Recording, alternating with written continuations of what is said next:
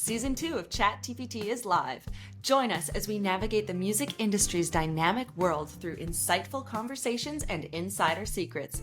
Tune in every other week for the motivation and tools you need to thrive. I will gladly take it away on what is sure to be an extremely organized and well focused and not off topic at all type of thing. Obviously, the three of us know each other really well, and it's a party whenever we get to spend time together. I'm going to go ahead and do an official introduction anyway for our audience. Welcome back to Chat TPT. We are so glad that you are here with us. And today we are joined by an amazing human being. We only invite amazing human beings on our podcast with us. In case you were wondering and you are noticing a trend, the rumors are true. We have with us trumpet professor at Longy, yes? Yes. And founder and CEO of Trumpet Fundamentals. This is Dr. Chloe Swindler. Chloe, how are you? I'm doing great. I'm doing so good. I'm first of all, thank you so much for the invitation. You two are some of my favorite people, and I love what you're doing out here, especially on the internet, as it's kind of the wild, wild west out there sometimes. So I love the positivity that both of y'all bring to different platforms, especially. Yeah, I'll start with that. Thank you so much. Yeah. This Kayla, is formal how we normally talk. no, this is they're gonna our audience is gonna get how we normally talk. We're not even gonna try to spice it up. You're gonna be in this informal journey with us. Hopefully it's a lot of fun. Kayla, you wanted to start with something business related, right? I'm gonna turn the floor to you. All right. So, Chloe, I've known you for the last few years, and I've seen you go through all of the waves of life. Yes. And you've been doing great on social media. I think you're like one of the fastest growing accounts that I've ever seen, like in our like niche specifically. But then Yeah. you've also worked in so many other areas, like business stuff, academia, administration, all of that. So can you sort of give us a little rundown of your journey, I guess, since, starting your business, finding this job at Longy, and just the whole process, like however short or long you want to make it. Yeah. So when we met, Kayla, I was, doing my doctorate and you were doing your master's at UCLA. And I just remember it was like December before I was going to graduate. And I was thinking to myself, oh, it'd be great to get a trumpet job. And so I went on like Indeed and LinkedIn and I typed in trumpet jobs and like nothing came up. And I was like, ooh, spicy. Like I spent 9 years in school and job prospects are very slim. And so at that time, I started looking at admin jobs. And so I said, at the moment, there aren't any jobs open that I, one, feel like would be a good fit for me right now, or two, that would be a good place to move to, especially as a professional trumpet player. Where you move to does kind of matter if you want to do more gig work, like more freelance work. And so I applied to a couple of different jobs that were linked to universities. So I knew I kind of wanted to stay in higher ed. I'm also a huge research nerd. I'm a huge Black American music research nerd. That's what I did some of my dissertation on and did a lot of research while I was at Yale doing my master's. And so I wanted to kind of continue that. So I applied to Berkeley and actually applied to work in the DEI office. And so my husband and I, we moved out from LA, beautiful weather, to Boston, which I think sometimes when it's winter, we still kind of regret, but it's getting nicer now. The sun has been out, so we're here for it. But we moved out here and I worked a 40-hour, a week, or 35 hours, but, an hour for lunch every day, 40 hours, whatever, job every week. And over the course of about a year and a half, slowly really burnt out. And I think part of it was, I'd finished I went straight through. I did 4 years undergrad, 2 years master's, 3 years doctorate, and then I was like straight into the workforce, because you need to make money. Like, you do. That's just the reality of it. And so during that time, I played trumpet very little. I felt like I had a really kind of strange relationship with practicing because I knew there was a right, like to me in like the school setting, there was like a full routine that I needed to be doing every day. And that if I wasn't able to commit that time to doing that full routine every day, like why do it? That's the mentality that I had at the time. I obviously don't think that way now. So it felt very all or nothing. And so I would get home exhausted at the end of the day. I was also doing a DEI job, which can be somewhat emotionally taxing as well. We're dealing with things that relate to diversity and equity and inclusion, and sometimes the problems that people will bring, there are things that have moral gray areas. And so you kind of take that home with you and you try to unpack it, and there's no right or wrong answer. There's just a way forward. And so that kind of took a lot of the energy out. And so I actually, in I think June of last year, I took a mental health leave. I took a medical leave, and I left for about a month and a half or 2 months. And during that time, I was really hoping to be able to get myself and my mental health together to be able to come back to that job. During that time, also, our apartment, they basically took all the pipes out of our entire apartment complex. And so we had to move somewhere else and then find a new apartment. So all of that was happening at the same time. And so towards the end of my leave, I actually saw that there was an opening to teach in Berkeley's Africana Studies department. And I was like, oh my gosh, I would get to teach these Black music classes. And I'd had that research interest for so long. And so I applied and got the job. And so I actually transitioned out of that admin job, where I didn't have energy left to be creative. And as a creative person, that slowly chips away at you. And I really had a hard time with the trade-off of, I loved the salary. I loved the consistency of knowing that if I showed up for those, 35 hours every week, I would get money in my 401 or my 401k.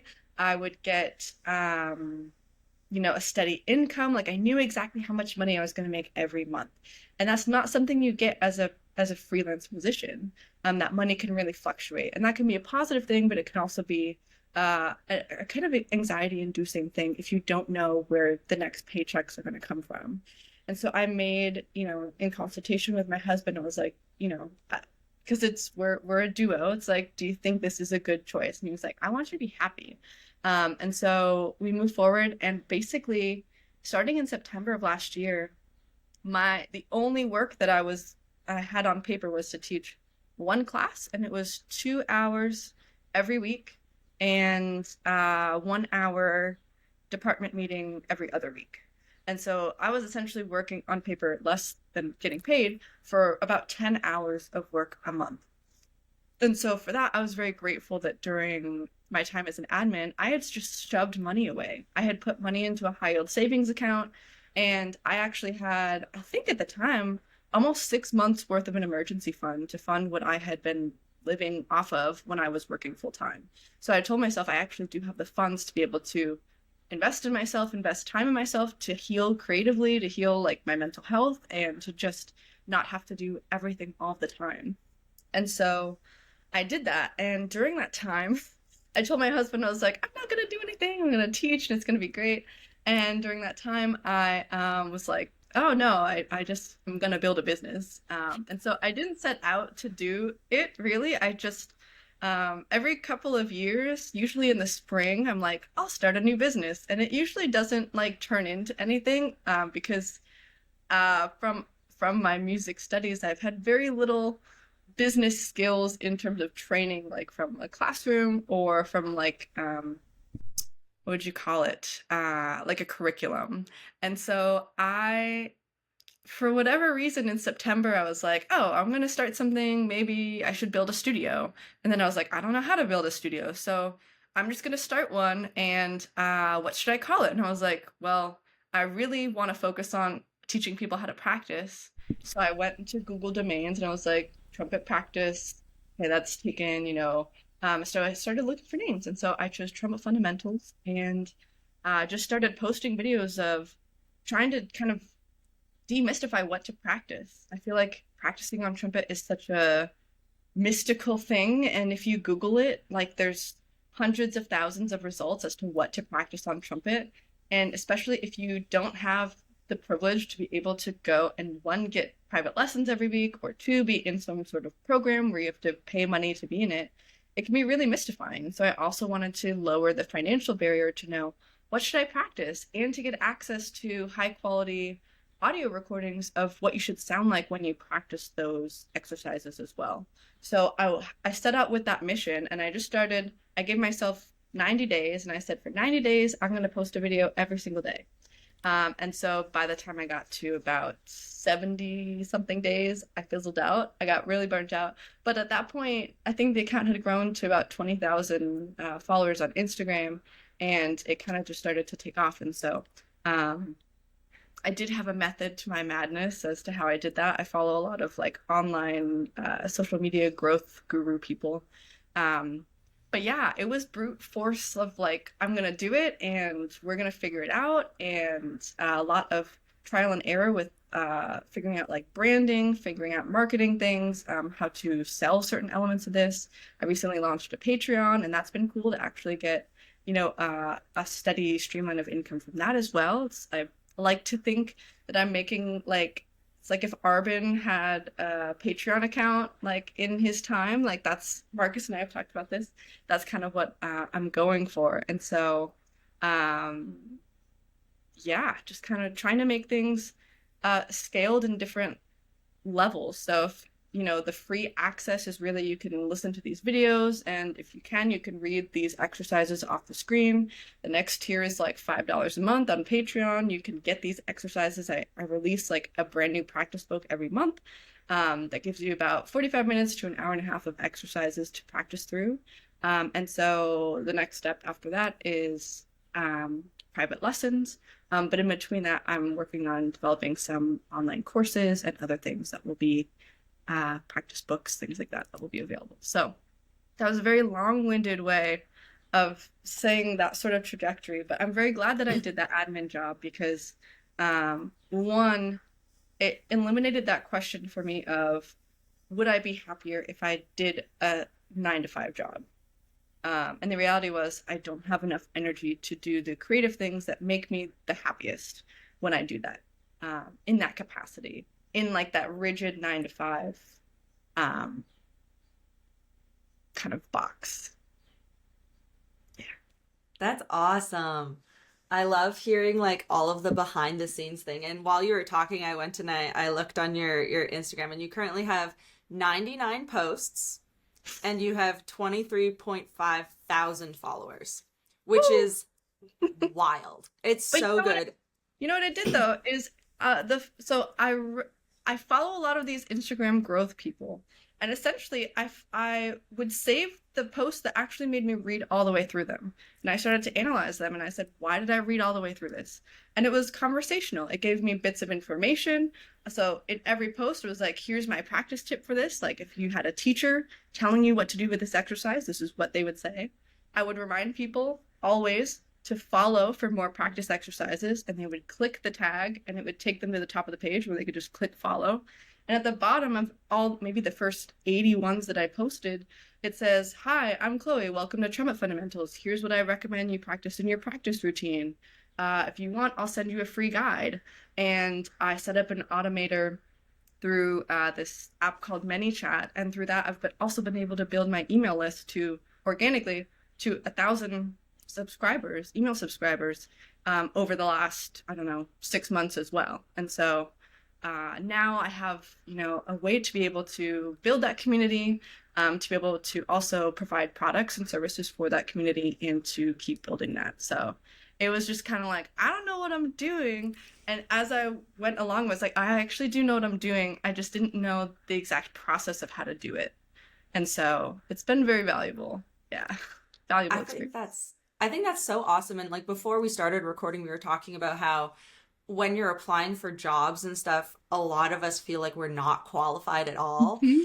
And sometimes you just have to like Start. send that application in, say Yep. yes, and figure out how to do it because you're never going to be prepared 100% for everything. So you're always going to have to be adaptable and learn on the go and all of this stuff. But I just like the way that you grew over the course of whatever the 90 days even is just so impressive and so incredible. And I feel like you really met your goal of providing content and like affordable ways for students to get into it, because I feel like there's a lot of like high level content out there, or it's like you have to pay me $150 for a lesson or $9,000 for a lesson, right, Marcus?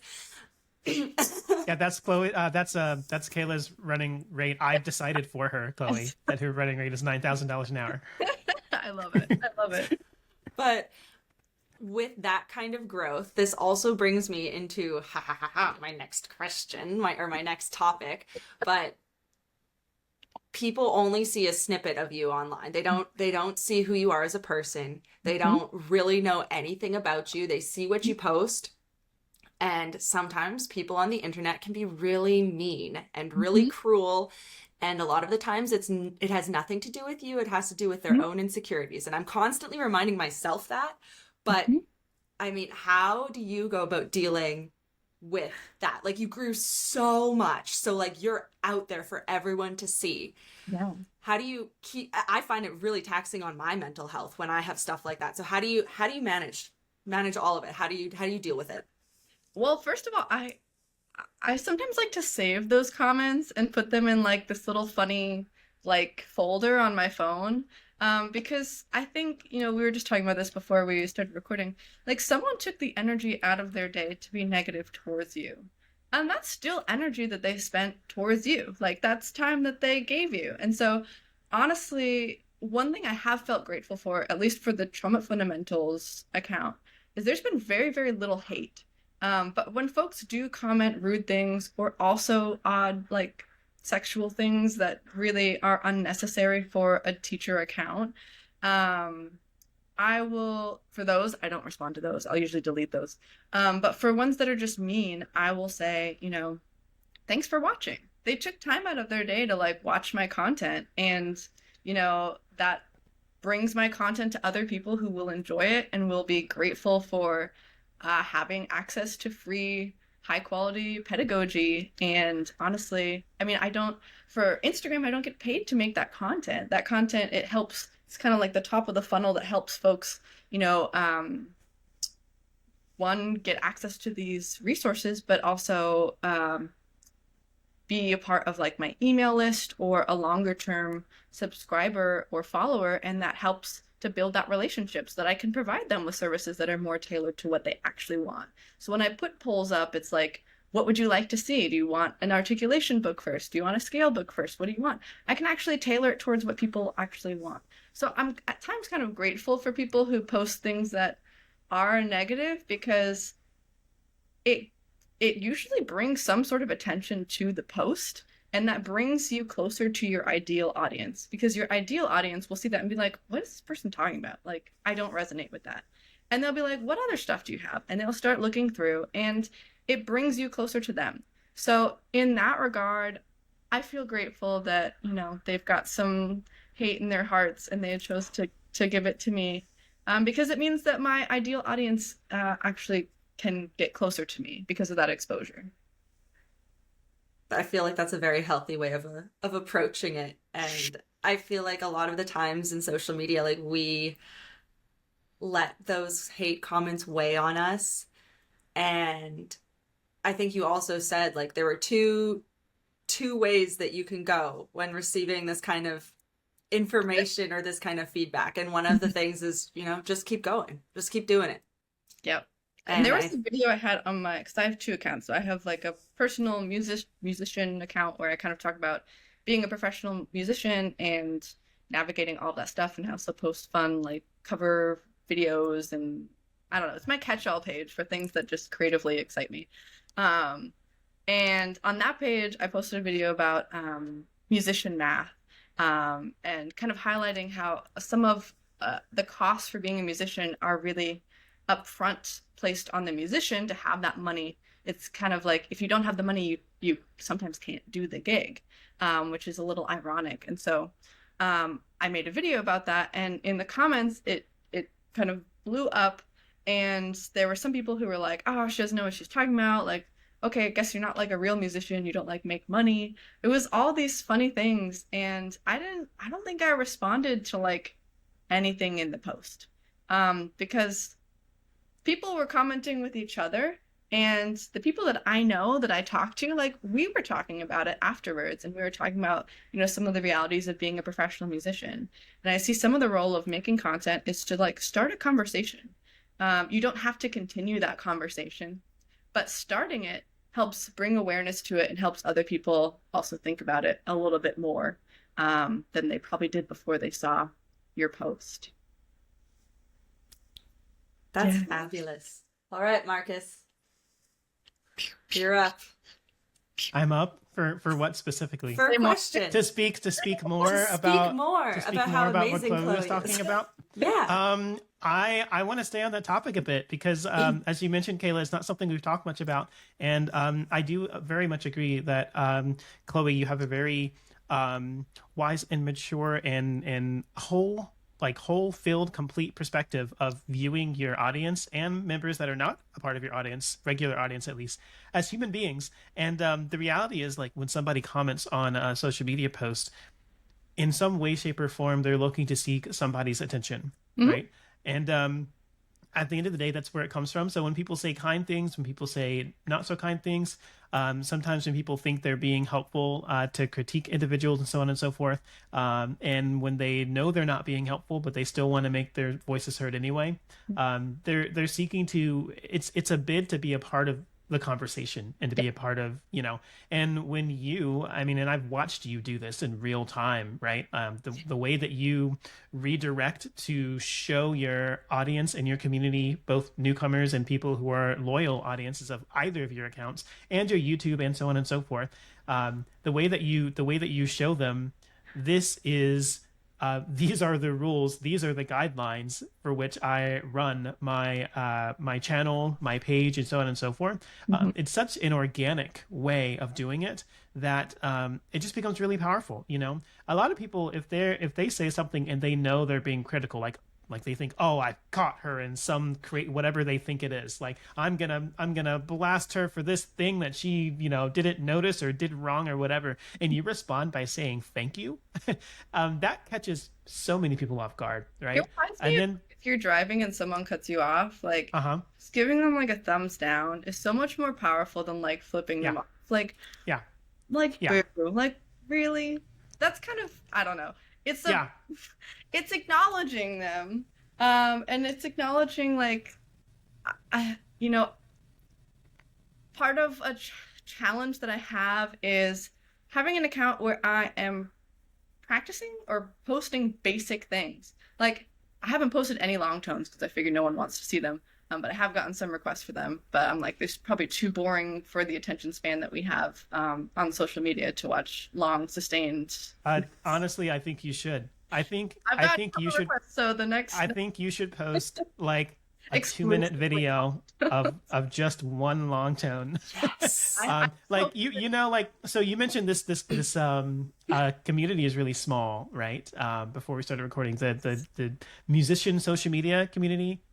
We're all familiar with Scott Ledger. Right? And like there are a couple of videos that he does where he just sits on one measure and loops it forever and ever and ever, and there's the slow zoom in and the color turns into black and white, and like that's how I feel like you should approach your long tones. You should be like, all right, by popular request.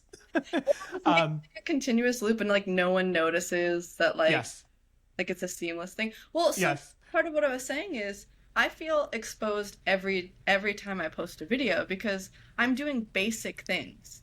And if I'm posting basic things that I know aren't to my highest quality, uh, and this is something that is debatable and that really tears me up when I post content on it. I am a teacher, so I want to post the highest quality things from me that I can do to give people a good example of what they can do. And what that means is you will not see very many mistakes from me on my page. And my other page, my musician page, is a page where I get to be more vulnerable. And so I think having an outlet that separates the two is helpful because on my professional page, I am outwardly sharing. I am a professional giving you this advice. And so there is a level of vulnerability, but it's not as great as because it's a professional business page. I'm selling a service in some regards, or sharing that there's access to this service. And so that's been something that's challenging, is being like, I'm going to do my Clark studies. And it's like, is someone going to comment and be like, wow, you can't even do Clark studies. Like, should you really be teaching? And it's something. Oh no, you're 1.5 cents flat. Yeah, exactly. Um, but I feel like I was really nervous when I started posting videos. But eventually I was like, I'm actually doing more good than harm. And it's not even about me. Like, people are just excited. The amount of messages that I got and comments being like, just thank you for doing this. Like, I didn't really know what to practice and I didn't have any help. And like the messages I've gotten too, people being like, you've helped my playing. I'm like, I don't even know you. And that makes me so excited that, a bit of time on my end has helped you with your musicianship. And that's exciting.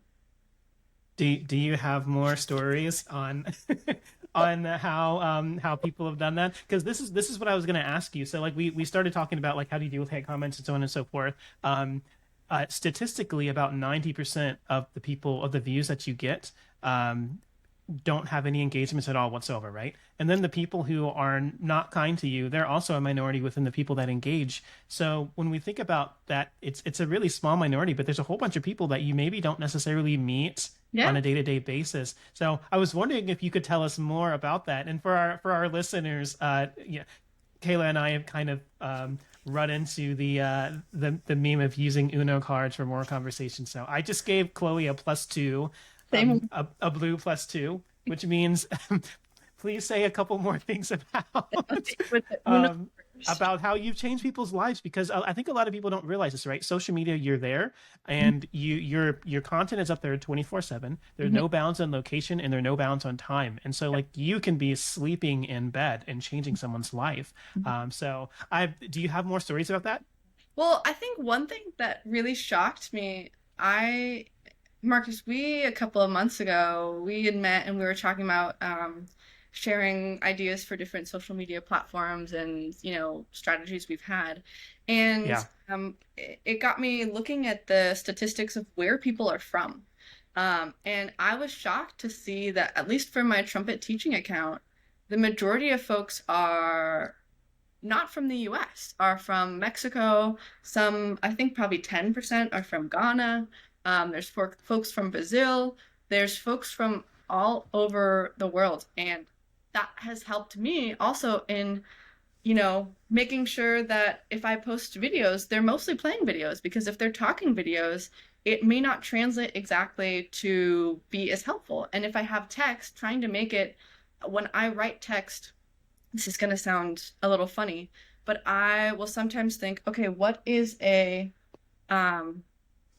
third to fifth grade reading level? Because that's something that will be actually very helpful for a translator to, like when you hit translate this post on Instagram, it'll translate it much easier. And so it's actually helped me having some of these, comments in different languages and these messages in different languages has helped me also alter a little bit of the content to be more playing, less talking. Because that's honestly, it's a greater connector. But there have been a lot of messages of people, especially from female trumpet players, who will just reach out with questions, and I think they get surprised sometimes that I actually will respond to them. They're like, oh, I didn't actually, expect a response. But I have found one way that's been helpful is to utilize the questions the Q&A format on Instagram. And I didn't realize so many people actually wanted answers to questions, or had so many questions. I think the last one I did, there were over 100 questions, so I can't answer all of them, but I actually take them and I put them all into Excel and I group them by category. And it tells me people want to know, how do I set my embouchure? They want to know, how do I, improve my endurance, improve my high range? Those are like the top three. And so those things help me to make more content where I can't answer everyone's questions, but I at least know the broad categories. And that gives me content pillars, because it's not just me in my room, in my practice room making stuff for just me. I truly am making it for other people, to help them. Yeah, absolutely. I'm gonna do this. We're gonna do this at the end too, but since we're talking about it, it's a part of our conversation. For our listeners to be abundantly clear, your business Instagram account is instagram.com/trumpet fundamentals, right, Chloe? That is correct. And you also mentioned you have a Patreon, which I want to talk a little bit about, and talk about the value that you add between those two. The Patreon is patreon.com/trumpet fundamentals. Yep. Very easy to find. You mentioned when you talked about the bringing up of your journey and how you kind of stumbled into this business, and it's a lot of really great things have come from it. So much value has been given to so many people. In 90 days, in 90 days you broke 5 figures on social media, on Instagram, which was awesome. I was watching the whole thing. I mean, those of you guys who don't know me personally maybe don't know this, but I am a huge statistics nerd when it comes to social media. I will sit and watch people's accounts grow because it's really fascinating to me. It's fun. But it's really fun. But you have, so obviously you have the Instagram, right? In which you post extremely valuable content, in which you are, the show don't tell is a really, really powerful thing. And like you were saying, it relates to a lot of people who don't even necessarily need to speak your language, other than music being the universal language, right? Yeah. But then you also provide, a lot of your exercises you compile and put together and there are monthly versions of them, and you're putting together a larger, like a method book type of thing as well. Yeah. And you provide a lot of that value on Patreon. So I was wondering if you would have the opportunity, since I'm asking you and prompting you, it's not a self promo, but I would love for you to do some prompted promo about your Patreon. What are some of the things that you offer there? This is helpful because I am not like the self promo person typically. I know you aren't. You have to pay me, which is probably a terrible quality for someone who owns a business to have. But so when I started posting on this account, I realized for social media, once I was posting on Instagram, on YouTube, and TikTok, the same shorts / I don't know, whatever they call it across all three, shorts, reels, TikToks. I was posting the same thing. So for those, I don't know, for the 90 days, the 70 something days that I made it, I posted the exact same thing. And so I was able to build, the YouTube channel to be able to, at this point, when I start making longer form content, I'm at I don't know, almost probably 5,500 subscribers. So I'm past the 1,000 subscriber threshold. So now I just need the 4,000 watch hours. But across these platforms every day, I was getting questions of, can you send me this exercise? And at first, some of the exercises I was posting were little snippets of the Arbin book or the Clark study book. Or I really only focused on things that were in public domain because I don't want to get the copyright strike and have the whole page taken down. And so I essentially realized I can't build a business on other people's creative works. And so I have never really been I'd never thought of myself as a trumpet pedagogue. I honestly, before last year, had not given very much thought as to what my overall pedagogy was in terms of having a set curriculum for it. I handle everything student by student when I have my students come in, but having something that's much broader for how do you help, what would be helpful to plop onto anyone who is playing trumpet, what's universal. And so I started writing exercises. And so I would post these exercises and people would say, can you send me the PDF of this? And I was like, there's enough people commenting this every single day across multiple platforms where I'm writing this, like I am making this content and recording the videos for free and doing all this. There is some part of it that should be monetized. And so I started a Patreon. I was like, if I just post these on the Patreon, then folks will have access to it, and that will make it kind of a little bit more simple. And then on top of that, I was like, well, I also want to write a trumpet pedagogy book, where I have kind of like a 10-step process for practice routines. And so I was like, well, if I just chip away at it every month, it'll be helpful to write that book. So every month for $5 a month, people get a practice book that's anywhere between, I think, 15 to 30 exercises. And these exercises span across like scale studies, different scale studies. So 1 month it might be as they are, like major scales. The next month it might be scales in thirds, things like that. We'll have articulation, we'll have flow studies. And I've been having a lot of fun writing these exercises. And honestly, they kick my butt. And so I bring them, and with all of my students, I have new material to give them every month, to help them with sight reading, to help them with their musicianship, to help them with their scales if they don't want to have the same scale exercise over and over again. And so it got me really excited to do it, that there was an interest in these exercises, and that I could also use these to help write a larger collection of a pedagogy book to compile all of these. So, in 1 month, I might have 3 exercises for endurance, but after, 3 or 4 months of publishing books, maybe that makes up, a bulk of a section for the book, and I just compile those and publish it. So, yeah, that's a long-winded way of, I'm very excited. It's like a very nerdy thing, and I get very excited to sit down, and my husband will come in and see me, and he's like, "Ooh, is this your new like exercise?" I'm like, "Yeah," and I play it like Muse score, and he's like, "Nice." Yeah. He's not a musician, which I absolutely love. So anything sounds good. Yeah. Yeah. I mean, your exercises are simple and clear and direct, and they focus on specific, like your branding, right? They focus on specific fundamentals to help grow and develop and improve.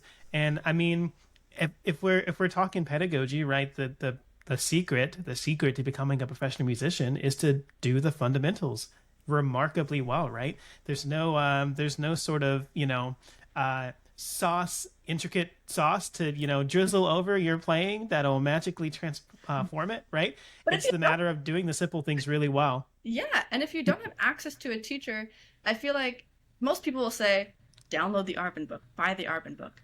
Okay, it's a multi-100-page book. Mm-hmm. Like, then you need someone to tell you how to practice it, what to do with it, and then like, what of this should I be doing every day? Like, how long should I practice it? Like, it leaves a lot open. And so part of what I wanted too was for folks to not have to parse through. Like, I wanted this to be easy. Like, pick one. If you want a 20-minute practice session, pick one from each of these 9 categories, and that's your 20-minute session, right? If you want an hour session, do everything in the whole book, and you will literally be like able to, you'll have the same practice routine as a professional musician. Even if your goals aren't the same, of some things that you can do to have the same kind of fundamentals. At the end of the day, we all kind of practice more or less the same thing. Yeah, so that's what I was going to bring up about your Patreon in particular, because again, it's simple and direct, but it's also digestible, and it's created by someone who is working professionally in the business today, right? Like we mentioned in the beginning, I mean, like, yeah, you make Instagram videos, great. A lot of people know how to make Instagram videos, right? But yours provides so much volume of value, right? 1, and then 2. We know that you are teaching, you have experience teaching students who are looking to be professionals in the field.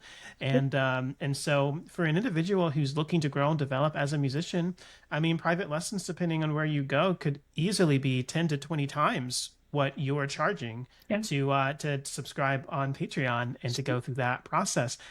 So it's a very great and strong and powerful opportunity to give and offer resources to individuals who might not necessarily have the means to make that happen on a more traditional standpoint. But it's also a really great supplement. What I will say is, I, as a professional, subscribe to you on Patreon, Chloe, because it's really great to go through. I mean, our colleagues, when we talk about pedagogy and so on and so forth and how we approach it, oftentimes when we talk about and give examples of certain aspects of the world that we are in, we can get approaches that we did not intuitively think of on ourselves, on our own, Yeah. and as a result, we're able to improve a facet of that fundamental in a way that we would not have been able to do without it. So it's just, I love it. It's a really great and extremely valuable resource. Again, people don't have to subscribe to your Patreon to get value, right? They can go to your Instagram, but having the opportunity to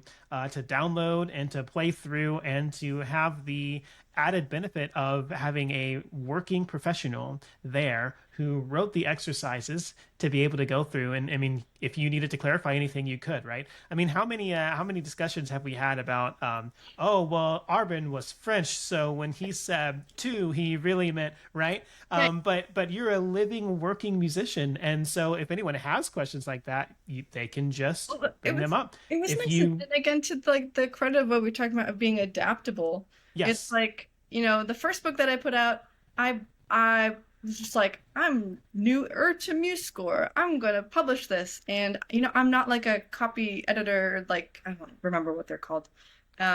engraver. Engraver, yes, thank you. And so I was just Googling like what's the right way to do this and really like kind of brute force. And so now I have a template. Like this is coming up on maybe the fourth or fifth month of having these books. And so I have a system. They're actually branded now. They've got like a logo on the front of the book and like all this stuff. But on top of that, I just was like, oh, every month I should start making a video about how to practice this book.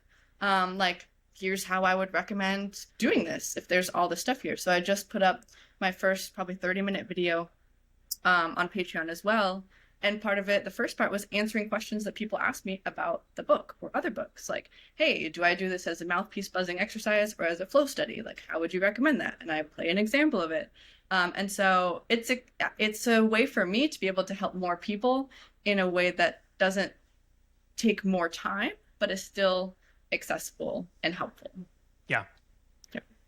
Yeah, that business model, that one-to-many business model, where you're able to provide high value to a large amount of audiences without it having an immediate drain on your time because there's only 24 hours a day. It's so powerful, and I love that you kind of stumbled on this organically, and we're able to build and grow. And have 20,000 followers, and I'm gonna, yeah, do this and make a lot. I was just like, I would love to have like a private studio, and I want to build that out. And what I've done is build the audience first, and now I'm in the stage of building the actual private studio. So now I have a very qualified pool of people who are interested, who know me, who can trust me, who know that I'm not just like the valves are over here and I'm like, I don't know, auto tuning, which is something that people also comment a lot. They're like, we can't see her valves. It's like, look at any of the other 100 videos that are up here. I assure you, I'm not faking it. But where they know, okay, I'm going to get high quality stuff if I work with you. And you're going to actually be able to help me because you've helped me long term by showing me these exercises that I've done and they've been helpful. So it kind of self-populates itself. Yeah, the proof of concept is there on its own, which is a really powerful part about growing a business because the desired future outcome, right, is one of the really strong factors that allows someone to say, yeah, I'm going to invest in this person, in this product, in this service, or so on and so forth. I love that you have. I mean, it's a well-oiled machine. It really is. I wanted to ask you a little bit about this is kind of a hard transition unless we're kind of diving directly into this, but there's all these people out there, and hopefully not our audience, because our audience is, musicians mostly who are listening and looking to build and grow their career. But can you talk a little bit more from your experience about why do you need to make money putting content online, right? Why is a Patreon necessary? Why is it necessary to have pedagogy that would lead back to, for example, someone wanting to take private lessons? What's so important about the money side of things if it's a passion, right? Yes. So this is something that's funny. So, um, I think about this sometimes when folks post comments like, "You never post, videos of you playing solos," or like, "You never do this." And at the bottom line, it's a free service that I offer. A free, I don't know, can't even call it a service. It's a free resource that I offer. Yeah. But it doesn't mean it doesn't take any time to do. Any number of videos, you'll probably notice on both accounts in the last month, as it's been gearing up to the end of the semester, I teach five academic, well, I teach about 100 and I think 50 students between Berkeley and Laundry right now across five classes. And so that's like my main gig now. And so I make content in the time outside of that when I'm also not doing gigs. And so it's not free to make the content in terms of time. The the content is a way to connect with their community, but there has to be a way to make it sustainable. There has to be a way where I really see, the folks who support on Patreon, or who book a lesson, things like that. They help me to actually have the time, or be able to devote the time to do that. Because otherwise, there's a trade-off, right? Where I might say, oh, I could take this gig that's this amount of X dollars, or I have a community of people who are paying me for a resource that I can do from home, and it's maybe the same amount of money. So I can make those trade-offs. But if I'm not getting some form of income from monetizing a part of social media, I'm probably going to take the gig, and that means that I will have less money to be able to give towards making free resources for social media. So it's like a back and forth thing. Like, for example, that's part of why it's, as I'm in this building stage, especially, I'm really trying to build out that monetized part of it and build the studio so that I'm able to really devote more time and resources to it. But for example, my schedule this week has been crazy. Tomorrow I teach. Tomorrow's like a Berkeley Monday, but it's on a Wednesday because yesterday was Patriots Day, and so I teach. I'm going to teach 6 hours of lecture tomorrow, between two different colleges, and then go and play, I think, like a 4-hour gig. And so those are some of my typical days now. So you have to find the time somewhere, and the time has to be monetized in some way. Yeah, yeah. I'm glad you brought it up that way. Right? At the end of the day, if we want to keep receiving value from our favorite creators, we do have to invest in them in some way. The vast majority of people are going to invest with their time, and that's great. If you're in a means where you're able to contribute in a way that you're going to get more value back, then there's no reason not to do that, right? And what I love about the way that you've built things up is there's no charity aspect behind your business, right? It's all business. Someone gives an amount of money, $5 a month, for example, for Patreon, and they get something tangible for that. Yeah. And that's I know it's worth way more than the five. And Marcus, we've it is. talked about this. Yeah. Because it's basically a whole book every month. But the thought behind it for me is like, if enough people crowd fund around it and support it, then that more than enough pays for the ability to fund writing a book every month. Exactly. So you're not doing a huge, you're not asking for people to make you 7 figures a month from your Patreon or from your email list or from whatever the case, from your private lessons, right? But you are asking them to help, lessen the opportunity costs of what it takes from you to, for example, spend time making content online instead of taking a professional, trumpet gig somewhere to where no one would receive the value except for the people in the room hearing you play the trumpet, right? Exactly. So it's a very necessary thing. But yeah, I just wanted to get your perspective on that. I know that, it's not a conversation that will take place only once on this podcast. And I think it's great to talk to people like you to kind of get that perspective because, we as musicians, we don't get in the business of music for money. And even when we make money from it, that's not why we're there. Yeah. But there's a very special and powerful message behind, when you when you enjoy and support the value that is being given by an individual, the best way to have them do it more is to help them be able to support themselves and the things that they need, to be able to pay for their meals and take care of their family and that type of thing while they're doing that, so that you can continue to receive that value. So Exactly. anyway, I appreciate you taking the time to mention that and to bring that up. Yeah. My brain is fading, folks. Your My brain is bra- fading. My What brain do you mean? is fading. It is fading. What do I love you mean? listening. I Hold love on. listening. I'm thinking. Please tell us more. I wonder which one wins. I think the block. I think I was first. I think the block wins. No, yeah, I think it does. But mine was first. So that means you have to say more and then we're done. And then we're done. Okay. Yeah. I think that today Chloe has provided us with so much insight that is making my brain tired. And I also I'm also in a wonky state right now because I haven't eaten yet today. So I must when you forget to eat because you do things, and then so my brain is slow and I'm just like listening and I'm like, wow, lots of information.